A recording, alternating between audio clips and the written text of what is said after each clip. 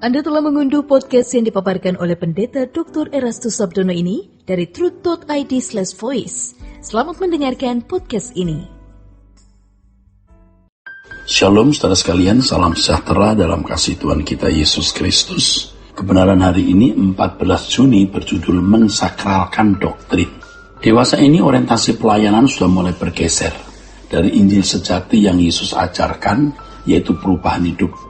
Untuk bisa berkodrat ilahi, untuk bisa berkodrat ilahi menjadi kegiatan yang hanya menekankan pembelajaran isi Alkitab dalam kemasan doktrin atau sistematika teologi. Hal ini mengesankan seakan-akan dengan pembelajaran teologi atau ilmu tentang Tuhan ini jemaat dapat mengalami perubahan sesuai dengan yang dikehendaki oleh Allah. Faktanya tahun demi tahun, abad demi abad, gereja semakin kehilangan nafas atau Injil yang sejati yang diajarkan oleh Yesus. Gereja-gereja seperti ini biasanya hanya meneruskan proyek kegiatan gereja yang diwarisi dari gereja sebelumnya. Tanpa disadari yang diwariskan pada jemaat adalah doktrin yang dirumuskan dan dikemas demikian rupa oleh manusia, tapi bukan kehidupan Yesus. Jadi yang diwariskan kepada jemaat hanyalah liturgi, saudaraku.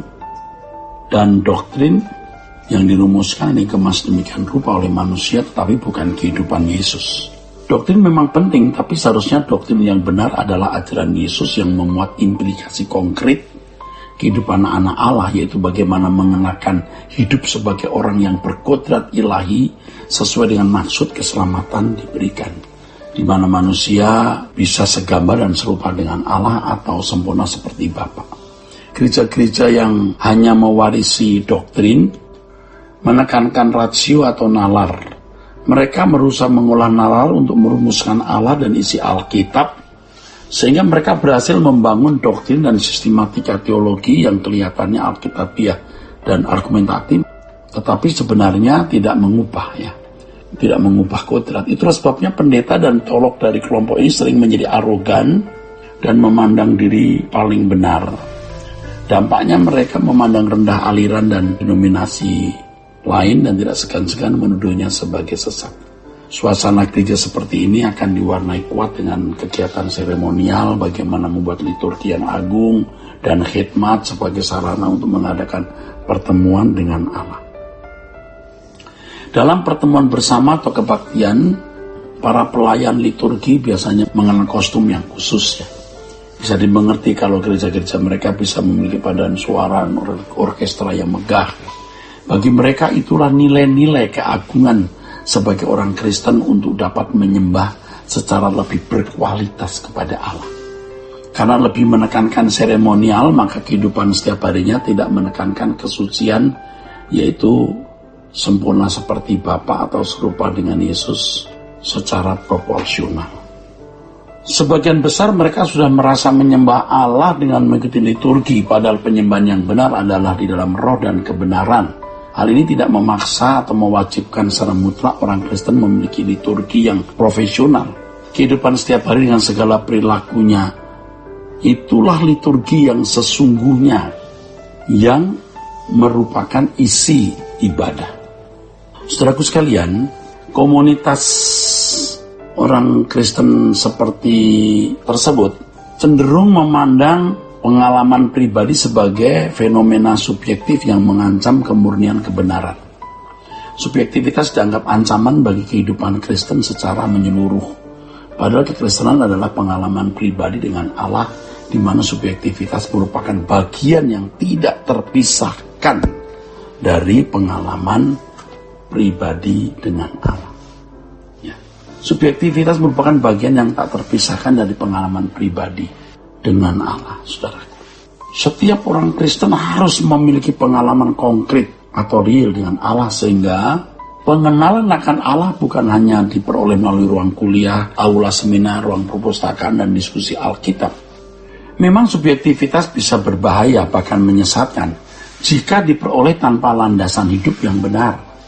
Landasan hidup yang benar adalah kebenaran Injil yang sejati.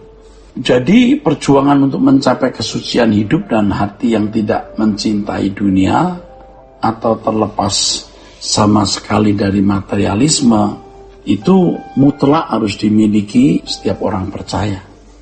Saya tegaskan, saudaraku, Biasanya gereja-gereja yang lebih menekankan nalar dan mengabaikan pengalaman pribadi dengan Allah cenderung menganggap bahwa doktrin atau pengajaran adalah segalanya.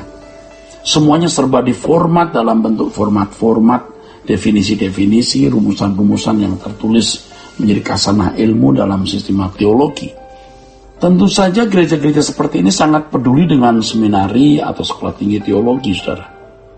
Biasanya mereka mewajibkan pejabat-pejabatnya memiliki gelar kesarjanaan teologi. Ya, orang-orang yang tidak memiliki gelar sarjana, tidak lulus dari sekolah tinggi teologi, yang di bawah afiliasi gereja ini tidak boleh berkhotbah. Jadi kalau ada pendeta yang lulusan dari sekolah tinggi teologi yang tidak berafiliasi pada gereja mereka, tidak akan diizinkan berkhotbah di mimbar-mimbar gereja mereka.